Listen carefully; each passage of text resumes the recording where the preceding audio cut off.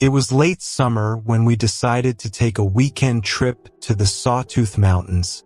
Just the two of us, hoping to get away from the city, breathe some fresh air, and spend a few days completely alone. The drive up was quiet, winding along narrow roads lined with pine and aspen. By the time we reached the campsite, the sun was dipping behind the peaks, casting long shadows across the clearing. The spot we picked was small and secluded, tucked just off the main trail, with a little stream nearby and enough flat ground for our tent. Everything felt calm, untouched. Setting up the tent and getting the fire going took a while, but it felt good to move slowly, away from schedules and deadlines. We unpacked our gear, laid out sleeping bags, and set up a small camping stove for dinner.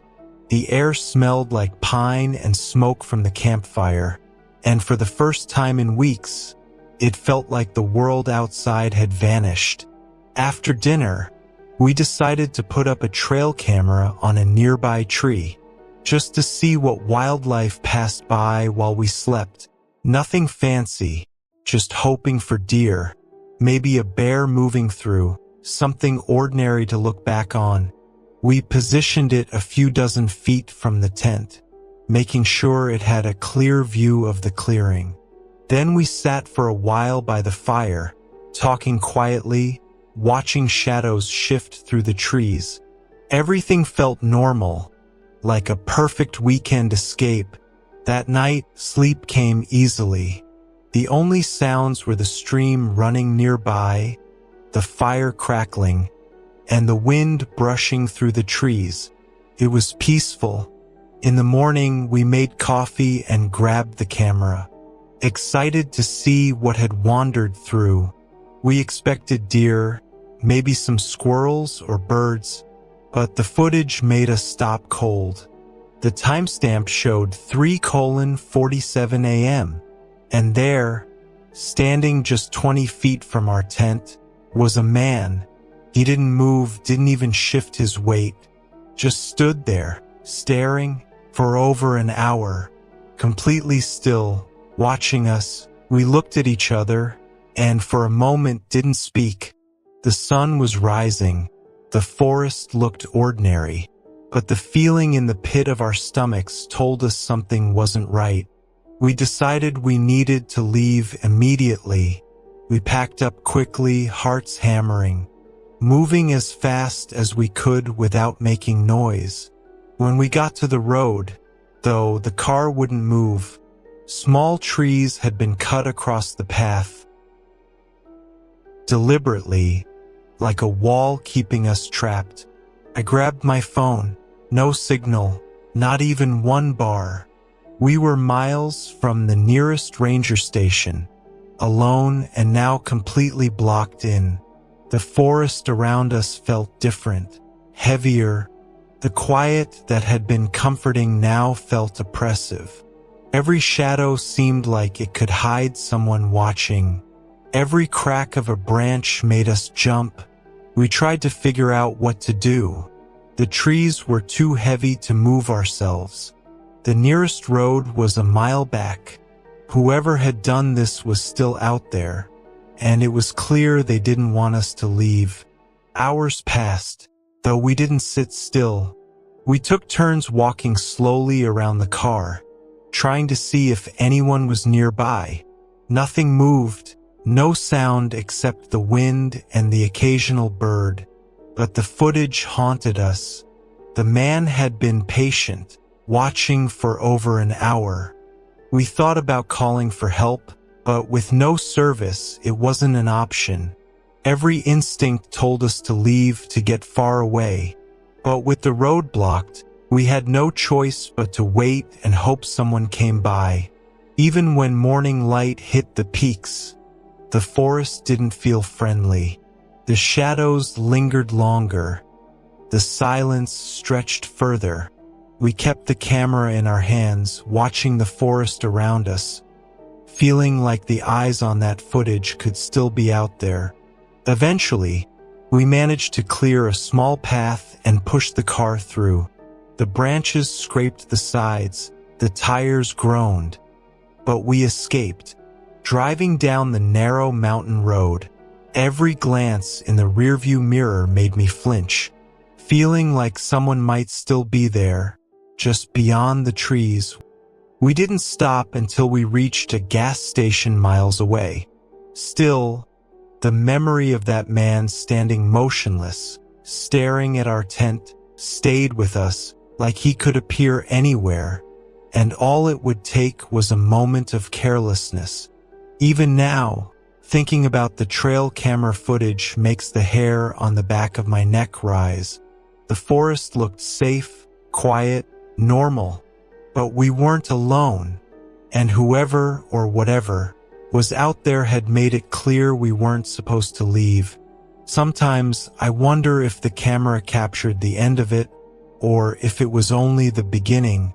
If someone else finds that clearing, sets up a tent, thinks they're alone, they might see the same thing we saw, and by the time they realize it, it might already be too late. The mountains are beautiful, but the footage reminded us that beauty doesn't mean safety, that the quietest places can hide the darkest intentions, and that sometimes the forest watches back.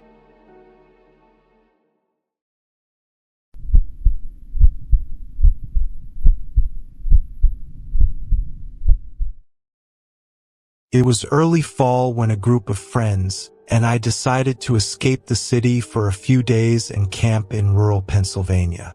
The drive out was quiet, winding through hills and patches of forest that were just starting to turn with the season.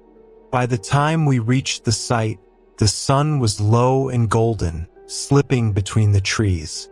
The clearing we picked was small but perfect. Enough space for tents, a fire pit, and the old wooden picnic table that had seen better days. Everything felt calm, like the kind of place where time slows down and the noise of the world fades. Setting up the tents didn't take long. There was laughter, a few grumbles about stubborn tent poles, and the smell of pine and damp earth filling the air. By the time the fire was going, the quiet of the woods settled over us like a blanket.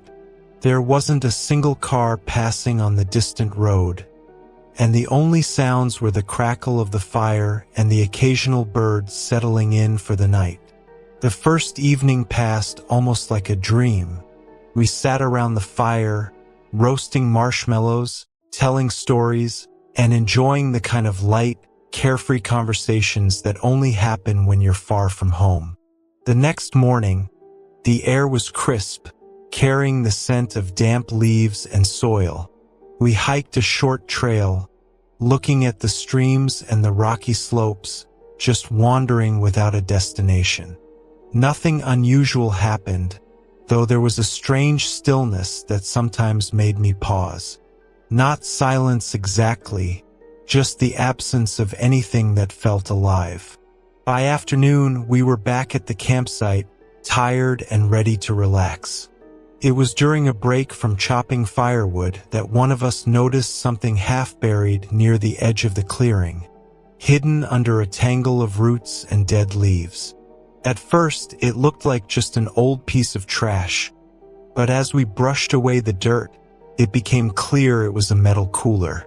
Rust had eaten through parts of it, and the lock was heavy and corroded, swinging slightly in the breeze. We joked about it, dragging it closer to the fire. It felt like finding a forgotten treasure, even if no one had any idea what could be inside. The plan was simple: leave it there and try to open it later just for fun. There was something oddly satisfying about moving it, about the weight of it, and for a moment, the forest seemed less empty and more like a place full of secrets waiting to be discovered.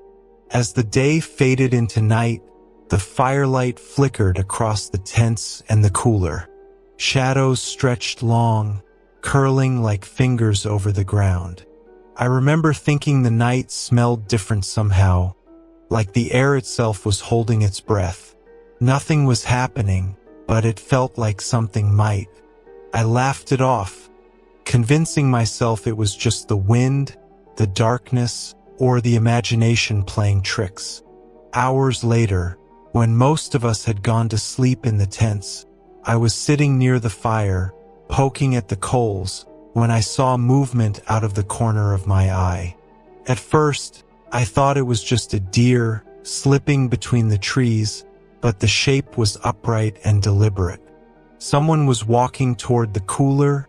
I called out, thinking it might be another friend playing a joke, but no one answered. The figure froze, then slowly turned and slipped back into the woods, silent, not saying a word. I didn't sleep much after that. Every crack of a branch made my heart jump.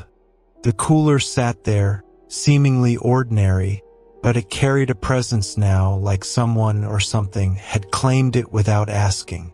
I told myself it was probably someone else camping nearby, maybe curious or nosy, but there wasn't another campsite for miles. When the first light of dawn filtered through the trees, we noticed the cooler was gone. I froze, staring at the empty patch of ground where it had sat. Then, moving closer to the tents, I saw the car parked nearby. One of the tires had been slashed, the rubber shredded in long, angry grooves. My stomach dropped. It wasn't just the missing cooler. Someone had been here, close enough to touch our stuff. Walking around the site, the dirt was soft from the early morning moisture. Deep boot tracks circled each tent, perfectly rounded and deliberate, as if the person had walked in a pattern, studying or marking the spot. There were no footprints leading into the woods from the campsite, no clear trail back. Just circles around our tents, then nothing. The quiet of the forest that had been calming before now felt menacing. We tried to make sense of it. Could someone have been hiding in the trees the night before? Could they have been watching all along, waiting for us to sleep? The cooler, the footsteps, the slashed tire, it didn't add up. Whoever it was, they hadn't spoken, hadn't left a note, hadn't even made themselves known except for the eerie proximity. By mid-morning, there was a tension that lingered like smoke in the air. Every noise, the crack of a branch, the rustle of leaves, the distant call of a bird, felt amplified. We packed up quickly, moving as if the forest itself might decide to swallow us if we lingered. The road back to civilization felt unnaturally long, even though it was only a few miles. Every shadow along the roadside seemed to stretch toward the car. Every passing truck felt like it might be more than it appeared. Even after getting home, the memory didn't fade. I kept thinking about the cooler, about whoever had taken it, about the tracks circling the tents. It felt deliberate, methodical, and utterly silent. The woods had returned to their usual quiet, ordinary state, but the memory of that night lingered. There was something there, something patient, waiting in the dark, testing boundaries without ever revealing itself fully. Sometimes, when I'm alone in my apartment or driving late at night, I think about how easy it had been to overlook the small signs, the stillness, the feeling of being watched, the shadow near the fire. A cooler, a simple metal box, had been enough to draw someone, or something, out of the darkness. And I wonder if it waits for the next person to stumble across it, to drag it out and pretend it's just a rusted relic, unaware of what really lies inside. It's strange how the ordinary becomes terrifying when something breaks the rules without reason. The forest, the fire, the laughter around the campsite, it all felt normal until it wasn't. The quiet moments, the small pauses, the rustle of leaves, they now carry a weight I can't shake. And though I try to tell myself it was just someone messing around, the memory of the boot tracks, the missing cooler, and the silent figure in the dark makes me pause whenever I hear a noise at night. I've told the story to a few people, but it never feels complete. Every time I recount it, I imagine the cooler buried somewhere else, waiting to be found again. Waiting for the next person to think it's just an old, abandoned thing. Waiting for them to drag it out into the light, thinking nothing of it. And maybe that's the scariest part. Not what was in the cooler, not who came for it, but the fact that it's still out there, silent and perfectly content to remain unseen until the right moment comes again.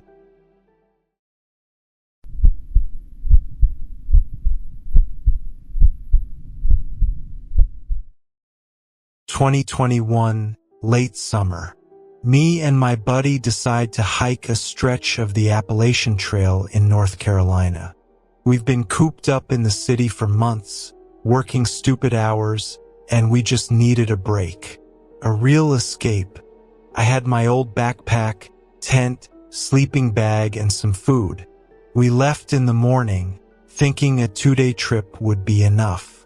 The hike was long, trees thick and green, birds moving overhead, the occasional squirrel darting across the trail. Everything smells like pine and dirt. The sun high in the sky. We stop to drink from the stream, snack on granola bars, talk about nothing in particular, laughing at inside jokes that sound too quiet in the wide forest. It's peaceful in a way that hits different after being in the city so long. By late afternoon, we find a little clearing near a stream. It's perfect. A flat patch of dirt, some fallen logs for sitting, and enough room to set up our tent. We drop our packs, start setting up, and get a fire going. The kind of fire that crackles and sends sparks into the fading sunlight. I notice the way the water glints in the last rays, the leaves turning gold. It feels like we found a tiny corner of the world that's ours for a night. We sit around the fire, cracking jokes, roasting some hot dogs.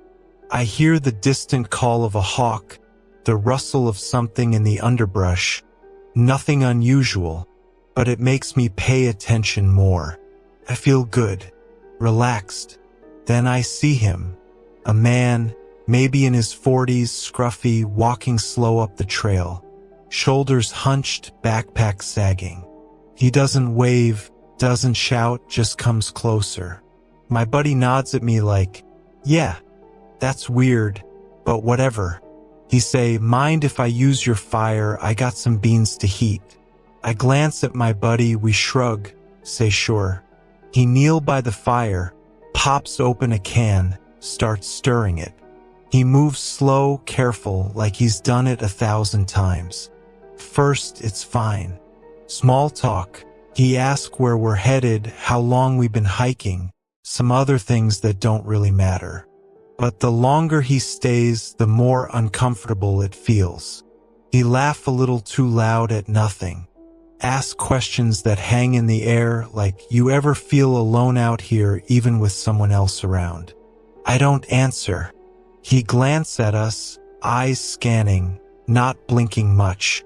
Sun dips behind the trees. Shadows get long. I notice he doesn't stand when the fire dims, just sits there, can in hand, staring at us. He say, "You guys get lost much on this trail?" I laugh, trying to keep it casual, but my stomach tightens. He don't smile, just look at me. I feel like he's studying me, weighing me. My buddy nods nervously, says, "Nah, we know our way." Eventually he stand, say, "I should head off." We nod, thank him, watch him walk back into the trees. We try to go back to normal, talk about the hike, the stream, the view. But there's a quiet tension now, the kind that creeps into your chest. Every crack of a branch, every distant bird call sounds different. We eat, drink some water, and crawl into the tent. The fire dies down. Outside, the forest gets darker. The sounds change. Every so often, something snaps, a twig, a leaf falling. My buddy say, "Probably a deer." I hope so.